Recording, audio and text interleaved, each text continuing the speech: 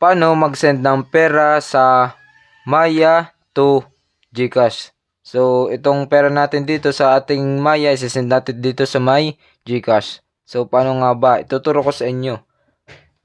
Kapag nandito na kayo sa may Maya, punta kayo dito sa may bank transfer. At scroll down nyo lang. Hanapin nyo yung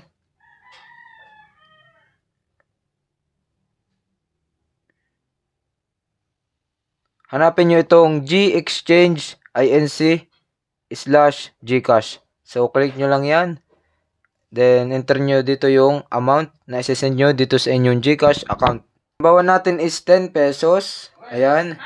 Then, ito, meron dito nakalagay na purpose. So, pwede nyo yung hindi yan lagyan. Then, dito na tayo sa my account number. At yan, once na malagay nyo na inyong account number, itong account name. So, lagay nyo yung account name nitong GCash.